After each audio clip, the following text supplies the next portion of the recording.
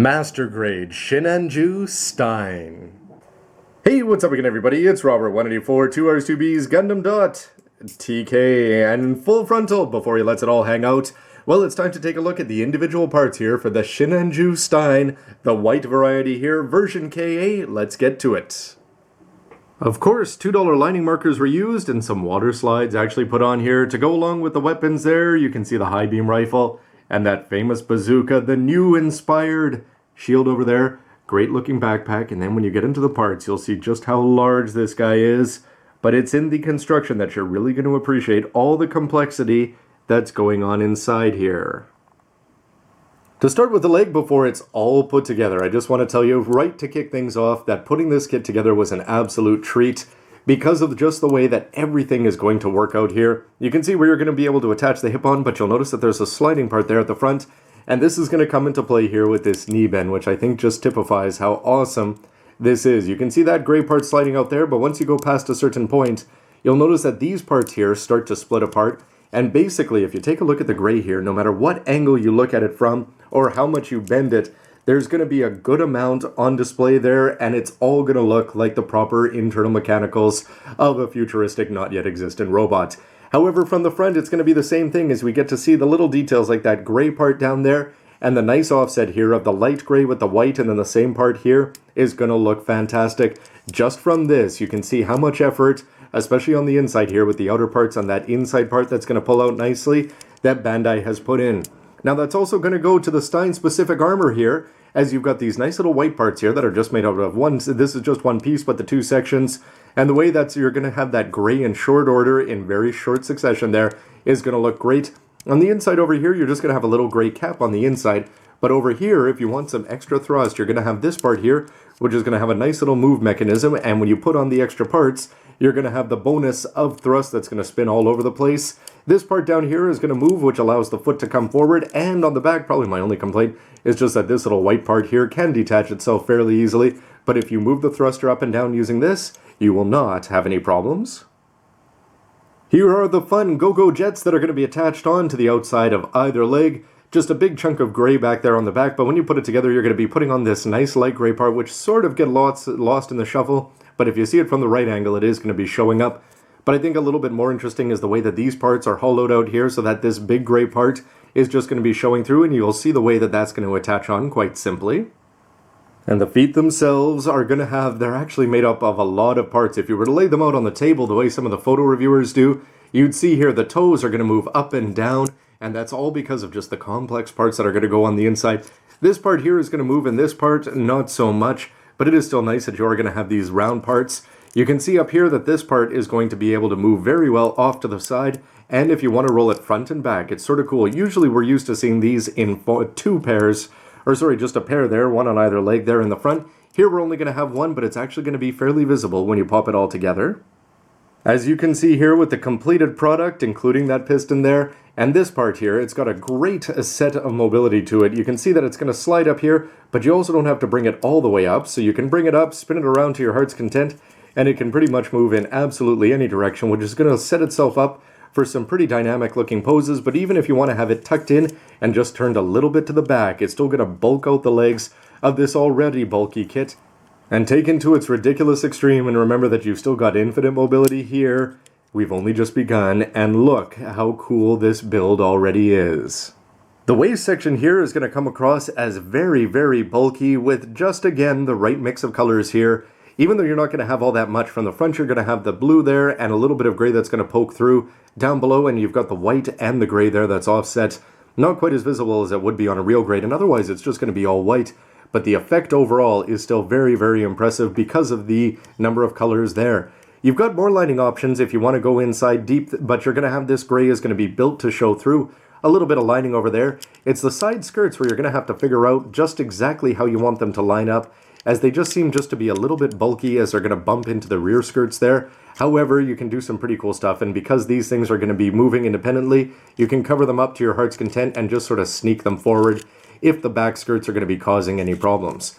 To the back itself, just looking at the bottom there, you might be a little bit disappointed when you look on the inside thinking that there would be a great opportunity to put in some red or some thrusters or even some gray, but because 99% of the time you're going to be staring at it this way. There's a lot of little details there in short order, looking great with more gray parts showing through. And similar to what you saw on the front of the legs, there's also going to be these small white parts that pop on here. The gray part looks good and is going to be practical as well here, as you can unfold this to actually store the weapons inside.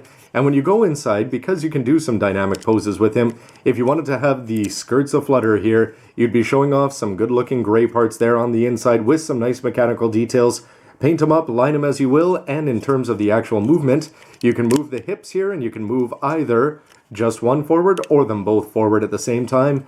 For something that looks simple in terms of the colors, they've done a great job with this, I'd say. Starting with the chest section, where you can see a very tiny full frontal in there, fully clothed.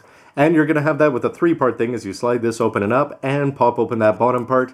So if you want to go seal that up, it's going to give you a chest that's going to look like this. And I got to say that this is probably one of the sharpest features, just in terms of looks. It's still got a very cool futuristic, definitely post-0079 feel to it. But down below, in terms of the actual movement, I was a little disappointed here.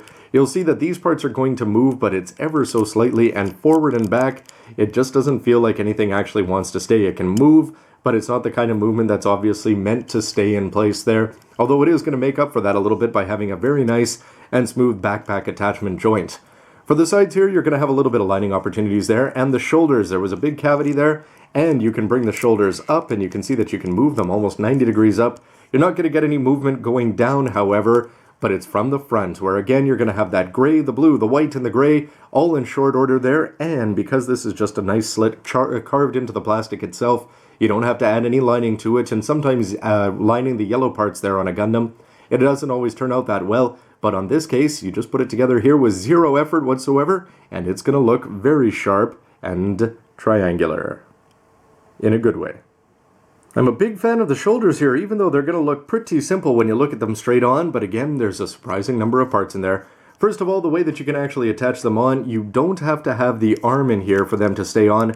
They will sit on there, although it's not going to be all that secure. It's pretty easy to knock it off. But if you want to go and take a look at the actual construction here, a little bit of lining could be going back there. You can see three little tick marks down here. And this part is actually separate. If you want to make it easy for yourself, you'll put the shoulder on, put the arm in, and then you'll just insert this on the inside.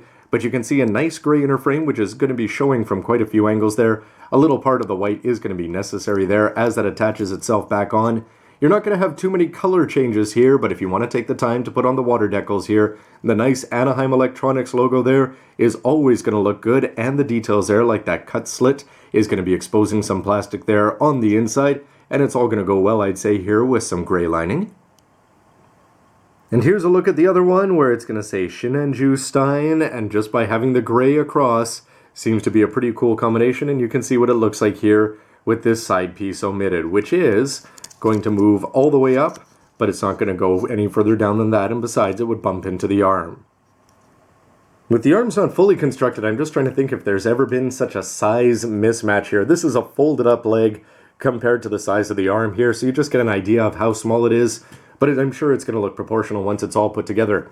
You've actually got a little bit of musculature built in here, the way it is, these two pieces there. You can put in some little tick marks, but it's going to be the bend of the elbow here that's the most impressive part. You're going to get a very, very nice smooth, and you can see that even with the rounded parts, everything's going to go in there nicely, and you can see these gray parts here, the way they slide ever so nicely when you want to put them back in together. Nice little details here, like gray pieces there on the inside, and the fact we're actually seeing a fair bit of gray down here on the forearms is definitely going to be a plus, with some dark gray down there before you put in the much improved arms. For the beam saber feature, you can see that this is going to pull itself up. It's not going to rotate or anything like the thrusters on the arms, but even the internals that are going to be exposed are not going to look very bad. And you can see the beam saber in there, and with the beam saber, of course, you can pop it out, but if you want to set up one of the cool poses that they had in the manual, this is actually going to be a little bit tricky, because if you have it right in flush, the way that it should actually be lined up with the gray parts there, you can see that the beam saber would come forward and hit this part, so if you actually want to have it used, these new style hands are going to be using these little peg things here that are going to pop out of all the weapons, and because of that, when you attach it in, you have the ability to angle the beam saber around. The problem is, so you'll have to put it a little bit back here. The problem with that is, though, that it's just not going to fit in there all that securely. However, once you do get it in there and close it up around the forearm, you are going to have something that is going to look pretty cool, especially when you actually put the hand in. And where will they go next? Because these are pretty much just perfect grade hands scaled down to master grade size. And when you see that the wing kits and the H kits going in the opposite directions with just the 4 fingers that you're always going to swap off and having a Ziploc nearby, this is where we want to see master grades going in the future, I'm sure. You're going to have individual moving knuckles there. You can take all the fingers and move them up and down. When you are cutting them off the plastic, you're going to want to be a little bit careful of them. There's a few small parts that might stay attached in together here, but it's this peg here that's going to pop out nicely, and you're going to take that and you can put the beam sabers nicely in hand because these are going to offset. You're going to have one high, one low. Pop it in there, and it's going to stay in no matter what you do and look good doing it. And even just dropped right in there and that beam saber exposed. Yes, this 1/3 of a Wolverine is still going to slash pretty cool. The body parts are a lot of fun to put together. If my enthusiasm didn't shine through there, just putting together that inner frame there is worthy of conversation of itself. But there's still all sorts of cool stuff coming up, so stick around for that. And as always, let me know what you think of it. And overall, how does the white stack up to the red? And more importantly, just the shape here, as we've got a lot more square types here, and something that you'd expect to see on an Anaheim Electronics good guy, as opposed to that cool looking red that we're all going to know and love. Well, eventually, once it gets stolen. Anyway, everybody, thanks for watching. Stick around. See ya. Now that is a nice looking non-grunt mobile suit. I think I could make a few modifications.